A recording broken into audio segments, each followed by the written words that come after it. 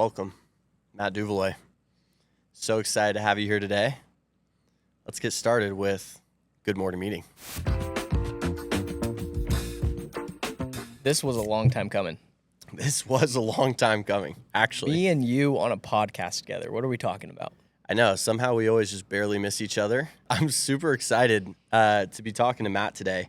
Matt, can you give the people a little bit of background on you? Because I think your story is super cool. Yeah. I've been in the industry for a while.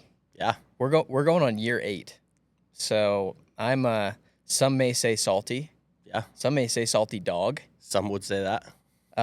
But yeah, I've been in the door-to-door industry for 8 years, and it has been a ride, I'll tell you. I was at Moxie my first summer in 2019. It honestly went super well.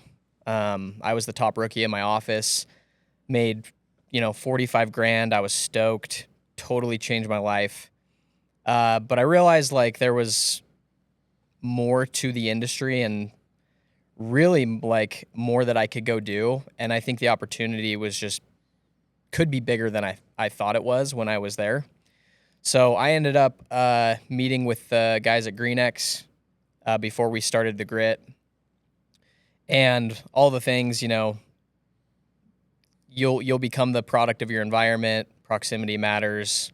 There were guys selling 300, 400, 500, 1,000 accounts where it's like at my other company. Was crazy. Yeah, it was crazy.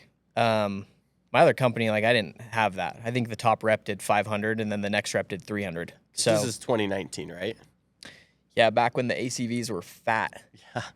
585. Whoa. And that actually was fat for back in the day. That was fat, yeah. So yeah, I ended up making the switch to GreenX that summer during COVID. We started a little bit later. You're a real one if you knocked in COVID. You're a real one if Masks you knocked in on, COVID. gloves. Yeah. Yep. 100-degree humidity with a mask on. Yep. That was aggressive. But yeah, when I made the switch, I doubled my summer, almost tripled my earnings. And I would say like from there, yeah, my life changed a ton. Yeah, so just to dive deep on that, like you say your life changed. You didn't start off in this industry like balls to the wall. You weren't rookie of the year. Like a lot of people that we interview, it's like they just were birthed into the grit and they just became great. And they, the Ryan Winfreys and the Dallin Petersons, like talk about the trajectory. Like how much did you sell your first year through fourth year? Like kind of when did it all start to click? Yeah, so I sold 110K at Moxie. It was like 187 accounts. So not bad at all.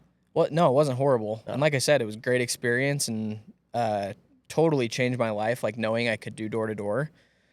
When I switched that second summer, I went from 100K to 200K, and it was like 317 accounts, I think it was. Cool. And then it was actually interesting, the first year we started Grit, I felt like it was like, oh, well, I'll just get better. No matter what. It's just like, oh, I'll just get better. Like, I'm going into year 3. Totally. I almost just thought that, like, it owed me to go and sell more. And first year of the Grit, I actually sold the same amount in revenue and less accounts. And I was, like, pretty frustrated. And looking back on it, it was, it was my fault. Like, I think I played the victim a lot. I learned a lot about, like, mentality and how much that matters with your summer. Yeah. It was kind of my first time knocking in a more saturated market. So, yeah, that lit a fire under me. And, the year after that was different. But, yeah, dude, I was not the guy that sold a Golden Door my first year, my second year, my third year. So when to you did it click that you were like, no, I actually am a Golden Door rep? Like, when did you start identifying? Because, like, remember, this is experts talking to experts, right? Like, you hit Golden Door, and correct me if I'm wrong, year 5. Yeah. A lot of people after, year 3, where maybe there was a little bit of complacency or whatever it may have been, and you kind of plateau there, a lot of people let that be the death of them in the door-to-door space, and either they keep plateauing or maybe they get, like, incrementally better, or sometimes even they get worse. So it's like you decided, no, after, you didn't improve. Then you had a bigger year the next year. and not a massively bigger year, but a bigger year for sure. And then you go out and you're like, I'm going to Golden Door. What? Like, when did the complacency turn into hunger for like you wanting to go out and have big goals? Yeah, I think that's interesting because the key word is goal. Mm-hmm.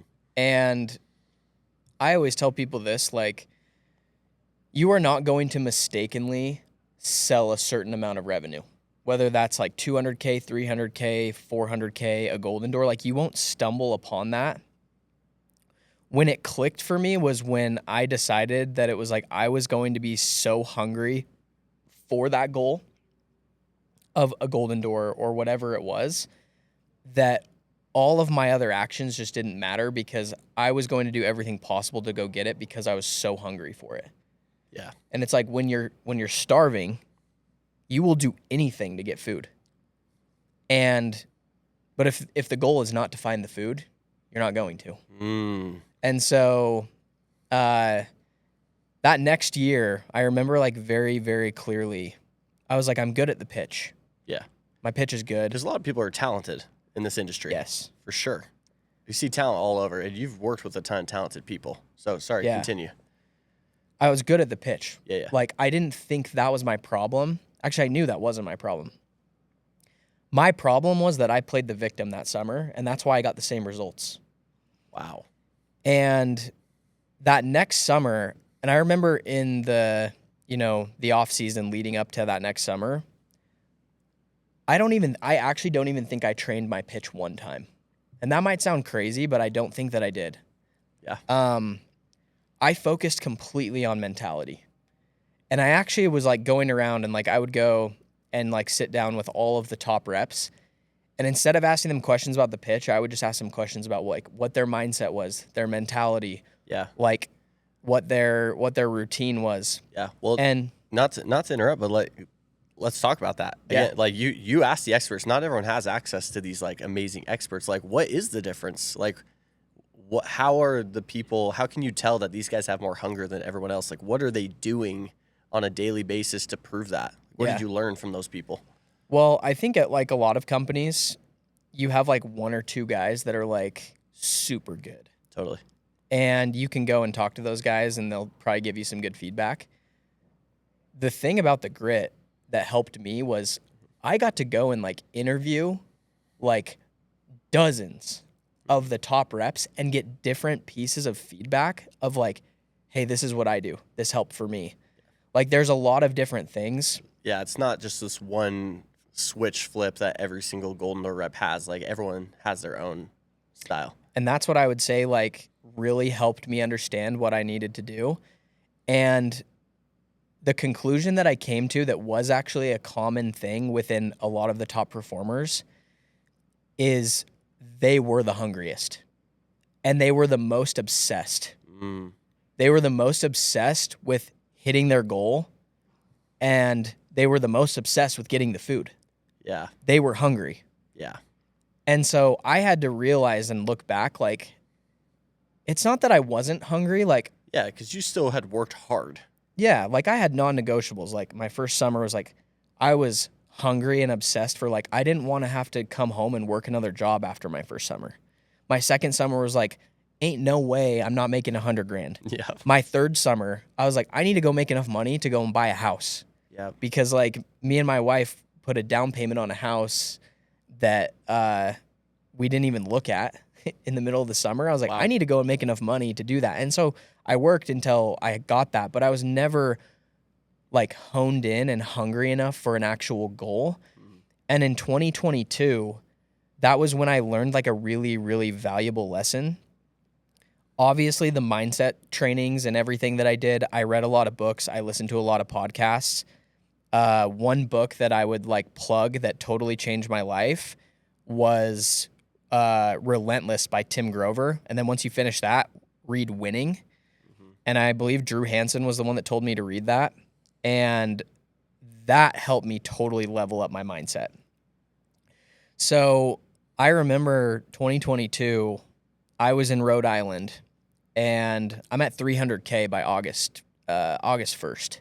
Wow. It's a lot. Yeah, it was more than I had ever sold because my best summer before that was 200K. Mm-hmm. And I still actually didn't have a goal that summer, believe it or not. I didn't really have a goal. It's like, okay, I'm just going to get better at my mentality, and I sold more. I remember, though, trying to kind of figure out my plans of when I was going to wrap up the summer. At this point, my wife had actually gone home to Utah. We were in beginning of August. Yeah. And I was like, oh, I'll probably be home in, a couple weeks. Like we finish up the season middle of August, third week of August. And I'm at 300K and I'm looking at the pay scale and I'm like, oh, okay, I'll get a pay bump like at 320. So I'll for sure hit that. I'll get a pay bump at 360. I'm like, okay, I think I'm going to go for 360. And then I was like, that does not make sense. Why would I come? I was envisioning myself coming home from the summer and like, how'd the summer go?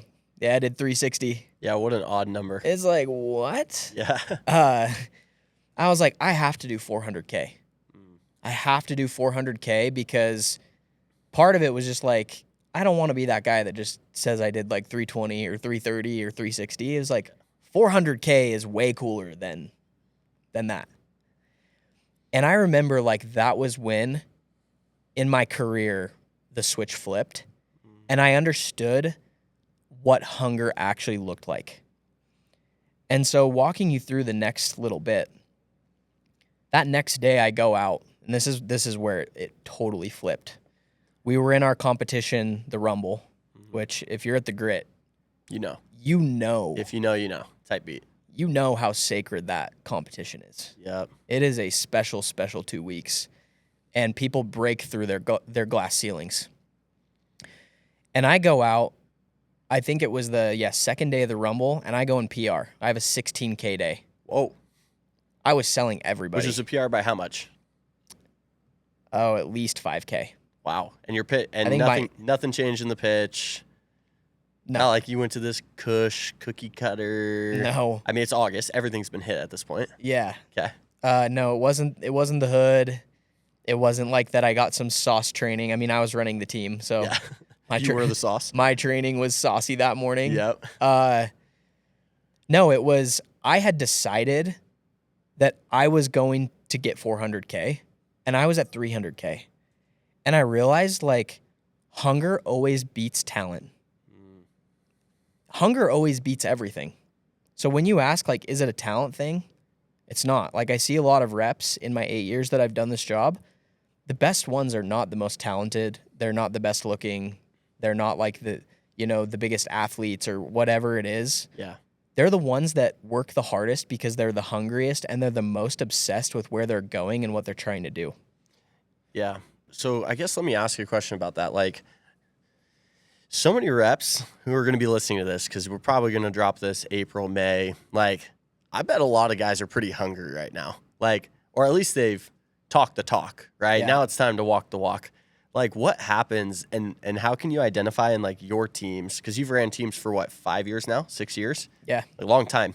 Yeah. How can you identify guys in your teams who are actually, like, talkers and who are walkers? And, like, when do you start to notice the hunger start to slip? And what do you do to, like, keep them hungry? Yeah. Well, first, like, with all the guys that I work with, I always get a lot of people that are like, can we do one-on-ones? Can we do one-on-ones on the pitch? Yeah. And I'm like, yeah, like, let's do a one-on-one. And then we get on the call, and all we start talking about is, like, what is your why? Like, why are you doing this? What is driving you? Like, what fires you up? Yeah. And it's like, why are we not talking about the intro? Why are you not giving me the sauce on switchovers? Yeah. I'm like, because, dude, that actually, like, doesn't matter right now until you know internally why you're going to do this and what you're doing it for and what you're working towards. And then I'm gauging, like, how obsessed and how hungry are you for this? Because I know that is a key indicator of how the summer's going to go. Totally. I look back on all of my top reps that I've worked with, and they're not the most talented. They're the most hungry. And we determine that typically at the beginning of the summer. Now, or before the summer starts. Now, there is a factor that you have to start actually knocking and put in the work. Like, I've heard all the time, like, I'm hungry, I'm doing this, they're doing the cold plunges in the morning. The off-season marathon runs and the cold plunges. And Yep. But what does that translate to? Yeah, but then But then, sometimes you actually get out there and it's April or it's May and it's freezing cold and it's raining and your socks are soaking wet. Uh-huh. Unless you're a prepared rep. Uh-huh. And you get the silicone shoe covers The on silicone Amazon. shoe covers, Shameless $14.99. plug. Yes. Shameless plug. Go buy those. Pop it up on the big screen. If Shoe covers. You actually don't hate knocking in the rain. You hate when your feet get wet. So that's an expert talking to an expert right cover there. your shoes, and then you'll actually love knocking in the rain because you actually get a lot of deals in the rain if you're just prepared. Yep. So anyway, it's April, it's May, it's cold, it's rainy. Hunger honestly starts to slip. I think it's funny. There's kind of like two pivotal points in the summer. And this is what I've seen from running teams, and maybe your teams are different, but it's like kind of the first 2 weeks, like to the first month-ish, depending on like when they get out there, is probably the most important time of the summer, because after about 2-3 weeks, now you're into the routine. You've kind of, all the excitement has worn off. You're now into the monotony of the job, which is literally, it's like going to the gym. Your first 3 weeks, you're sore and you're doing different workouts and you're having fun. And it's like, you're starting to see people and they're like, dude, you're getting pretty big. And you're like, yeah, I am. And then you kind of like hit that plateau and you're like not getting much bigger. You're not looking much leaner. Yeah. And you still have to show up every day. Like, that is really where the hunger starts to fade. Dude, what happens to reps in your experience when that becomes the case and they slip down that slope of the hunger fading? Yeah, and you can typically, like, that's what I was getting at. You can typically start to see. It's like you see them, like, leaving hood earlier than, like, they're supposed to. Or it's like they're like, I'm knocking a full Saturday every single Saturday because that's what it takes to be the best. And they say that in the off season, but then it's like they do it for the first 2, 3, 4 Saturdays, and then it's like, oh, you're at Texas Roadhouse with half the team at 5 o'clock? Yeah. Well, that ain't hunger. Oh, you're shooting hoops at the hotel. Like, we're not talking like you're hungry for a steak and like that's hunger. It's like, no, you're hungry to go and hit your goals. Yeah. So you typically see these trends. And so when people tell me they're hungry and then I'm like, oh, well, you're not knocking all the hours. You're taking breaks. You're not knocking full Saturdays. Well, you're actually not that hungry. Mm-hmm. It's not like you're saying this because you just see it in other people. We've done it too. For sure. Like, we for sure slipped. So, like, let's actually just go technical. Like, mindset, we've talked kind of all that. Let's talk technical. What are some daily habits, or maybe not daily, maybe weekly, maybe monthly, whatever makes the most sense for you, that you do to keep yourself from slipping? Yeah.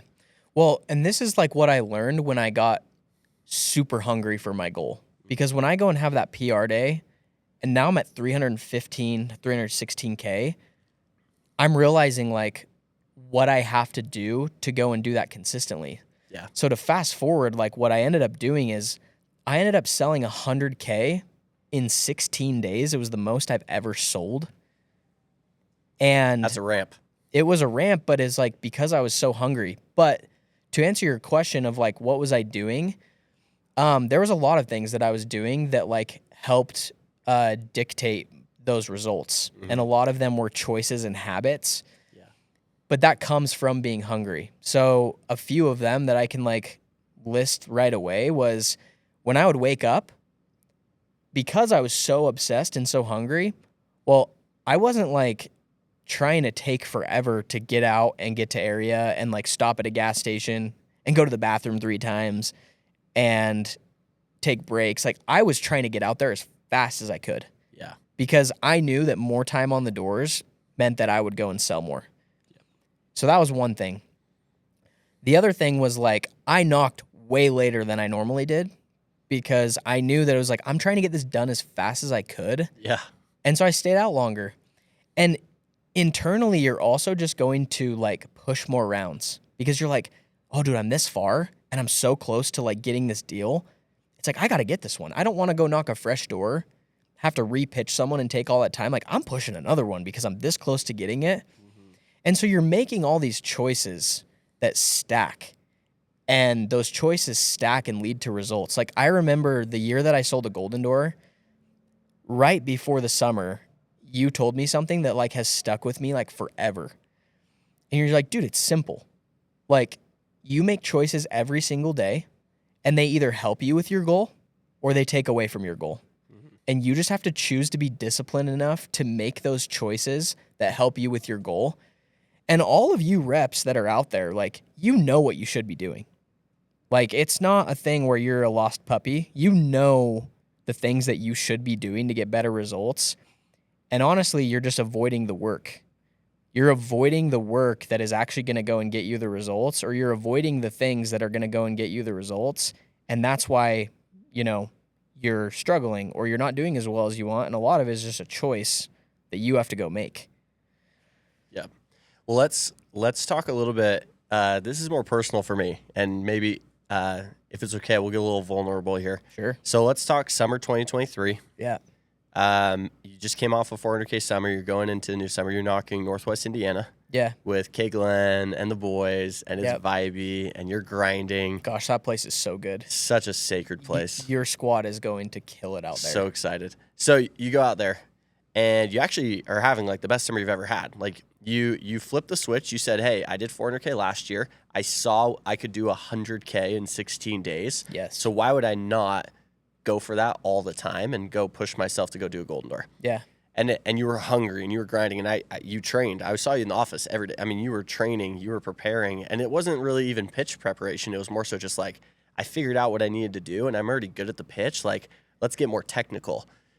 And then you go out, and then it's August, and it's like August 15th. It's right after the Rumble. And you're at how much? Mid-August? Mid-August, I was at 450, I think it was 500? actually the end of August because I finished the Rumble.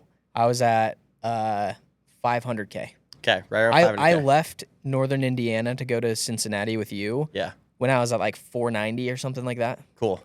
And you could have not left. You could have stayed in Northwest Indiana. You could have stuck with what was comfortable, but you felt yourself starting to slip. And correct me if I'm wrong, but it seems like you felt yourself start to slip. I wasn't doing as well at the end of the summer. Like I could feel that I wasn't like. You weren't having that same obsession that you had for the first few months. It wasn't even that I wasn't obsessed. Like I had a lot of things happen in the summer that, like, yes, I was expecting because I knew that it was not going to be easy and things like were going to be hard and I was going to have issues. But there were things that like I couldn't have like guessed, and those didn't help. And so I could feel that, but also just like everything else weighing me down. Yeah. And that was when I went to Cincinnati. Okay, so you come out to Cincinnati.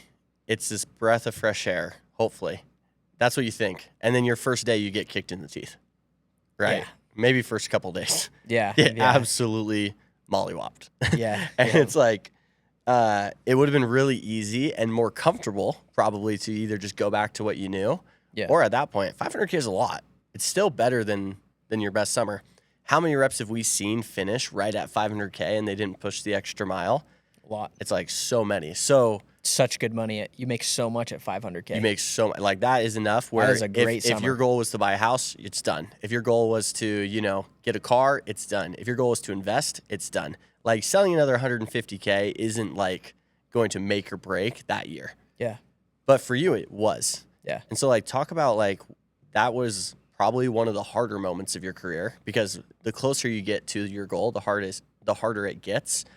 You could have done what was comfortable. Like what made you, was it like having a strong why? Was it like, what is the difference between that rep at the end of August who's at 500K and thinks, oh my gosh, there's no way I can do it. All the reps are going home. All their friends are going home. You're starting to see all your boys are boating and golfing and doing all the stuff at home. And mind you, your wife is also at home waiting for you to get home. Like ready to finally spend time with you for all the fruits of your labor. What had to be true for you to stick it out and hit the extra 150K? Yeah. Well, that summer in 2022 when I hit 400K, like faster than I thought and did before because I was so hungry for that, I knew that no matter what, I could go and do it again because I'd done it and I realized that. And it took me to do 400K to believe I could do a Golden Door. And for any goal, you have to believe that you can go do it. But yeah, dude, like when I got to Cincinnati, I was like, oh yeah, fresh market. You almost like kind of think like, oh, the grass is going to be greener. Totally. I think a lot of reps think that. Yeah. Even switching companies. You throw on a grit polo and I'm just going to sell better. Yeah. And that just like couldn't be further from the truth. Like But yeah, I go out, dude, and I have my two, like, first day I get my teeth kicked in. I think I sold 2. Yeah. The next day I sold 1. Yep. And I remember calling my wife and I'm like, I'm going to be out here until November. Like, it was rough. Sweet Lauren was probably stoked about that. Yeah. And shout out to her. Like, she's like, no, like, it's going to be okay. Like, you'll figure it out. Yep. Like, you're getting adjusted. And, like, I have a really supportive wife, and that, you know, that matters a ton.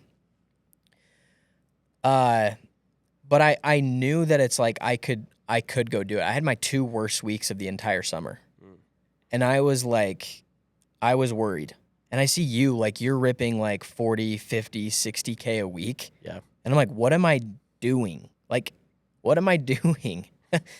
And then, dude, like, and this is like where we can get like vulnerable, like, and you remember this. I'm coming off my 2 worst weeks of the entire summer. I'm thinking I'm going to be out there until November or October because I'm just selling so bad. Mm-hmm. And you're like almost to $1 million, like you're so close, and I'm just like, oh no. Like, I'm almost feeling like I can't do this. And it was on a Sunday. Like, I remember this so clearly. We had just found out we were pregnant in August. And way before that, we got pregnant in February, and my wife had a miscarriage. That was like really hard right before the summer. Yeah. We got pregnant again in August, and we were at the Cincinnati Reds game, and like she called me and was like having another miscarriage. Like, while she's in Utah, I'm in Cincinnati. I'm feeling like I'm going to be out here forever. My wife's at home, like in shambles. Yeah. And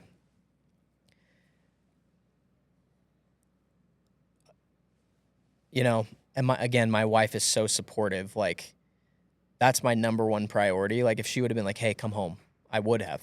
Totally. But I think that she knew, and this is like where the hunger comes in, is like, she knew how important hitting a golden door was going to be for our future, and for our people, and for our future family, and for each other. That it's like, even though she was going through that really hard time, and that was tough for me too, to be away, like, she was supportive, and it was like, just go finish this as fast as you can. Yeah. And then so hunger turned into obsession. I have this almost necessity. I have this reality check of like, you have to get home. Like, you gotta get home and finish this fast. And honestly, like, I didn't know how I was going to do it because I just had those 2 really bad weeks. And this is where I think, like, proximity, like, really matters. And we've talked about this so many times. Like, there's, like, so much that I owe you for, like, those couple weeks, because I remember I came to you and, like, I don't even remember what we talked about or what it was. Like, I think we drove out to area a couple times together. Like, you were ripping. And I'm like, dude, I just need to be around Zach. Like, he's doing it. Like, he's crushing. He's, like, sprinting towards his goals. And so that week was when, like, I don't know what like, I literally couldn't even tell you. It literally was just hunger and obsession and, like, I need to finish this and get home. That it's, like, after, like, training with you and riding out with you and, like, being around you and seeing you go throw up 10K, it's like, okay, well, dude, I'm going to go do that too. Yep. And I go and have my best week I've ever had. I think we both sold, like, we have a screenshot of the leaderboard. Within like $200 of each We're other. like within $200 of each other. And it's so funny because, like, when people say proximity is power, like, it is. Like, dude, is that a coincidence that we both sold that much? It's like, no, dude, we were sprinting together, and it's like we were becoming a product of, like, our environment. Yeah. And it's the same thing. Even when I was in Indiana with Kevin Glenn, he was not going for a golden door that summer. And then he starts to see me, like, selling a ton, and he's starting to sell a ton. Yeah. And he's like, I'm going to go do this. Yep. And Kevin hits a golden door. So I have my, long story short, I have 2 50K plus weeks back to back. I think I did 110K in 2 weeks, and I finish it out, dude, and I get home, and it's all about proximity. Yeah. It's about how obsessed I was, and it was about the hunger that I had. But that hunger started before the summer. And yeah, dude, sometimes, like, you have that hunger, but then, like, you eat the food and you get a little bit like fat and happy, Totally. or like maybe the food doesn't sit right with you, and you know, you don't feel as good and you're not doing as well. Yeah. But hunger will always triumph everything. Yeah. And that's like what got me to that end goal. I love that. So in wrapping up, like, dude, I think the common thread here is like hunger is something that before the summer you have to find it within yourself, but at some point hunger becomes contagious, and other people that you surround yourself with, if you're really that obsessed and if you're really that hungry, then other people will flock to you and they're going to become hungry as well. And that's the product of the environment. If you're not hungry, go find people who are and hang out with them, because it's going to be contagious. And so I guess my last question to you, and we'll kind of rapid fire this one, is you've seen a ton of people in the industry. You've been in it for 8 years, and you've hopped on probably more recruiting calls than most people in door to door. And you've had such a great brand on social media, all the things. How can you actually tell if someone is actually hungry versus somebody just says they're hungry? Like, if you had a 60-second elevator pitch, what are the traits that someone who is actually hungry has, that someone who's listening to this podcast can click and say, oh no, I had that and now I don't. And I got to find that again if I want to finish my goal. Yeah. Talk is just cheap. Mm-hmm. Talk is cheap. And I actually you can tell when someone is, typically you're like, yeah, I want to believe that you're hungry, but you will tell by their actions. And so you're able to look at them and see like, well, what are they doing before the summer? Mm-hmm. Like, what habits are they stacking? Like, what are they doing that's hard? What are they doing that's like actually moving them towards their goal? And then the same thing in the summer. Like, what are they doing during the summer? Like, what is their knocking schedule? Like, are they knocking late on Saturdays? Are they like trying to get extra training? Are they dialed with showing up on time? Are they helping their car group out? Are they trying to become a leader? Like, are they pushing towards progression? And when I see that the actions don't align with what they're saying, then it's like those people actually are not hungry. And this happens way more frequently than I would like to see it in the industry, where I hear so many people say they want something, but they're not able to back it up by their actions, and they're just not hungry.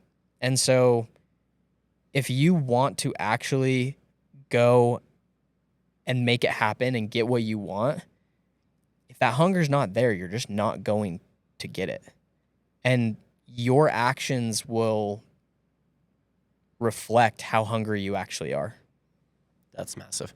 Well, Matt, it's been an amazing conversation. The people love anytime you're on a podcast. I mean, I've listened to every podcast you've been on, and your stories are so inspirational, and it's different every single time. And so where can the people find you? What's your social plug? Yeah, just Matt Duvalois on Instagram, MattDuvalois, no spaces or dots or anything. Mm-hmm. I'm a content king. I might just pop up on your For You page. Probably. Like, you might not even have to look me up. Yep. But that's how you can find me. I love it. Well, guys, that's another episode of Good Morning Meeting. Tune in next week for another amazing guest speaker. And Matt, thanks for being here. Hey, it's always a pleasure.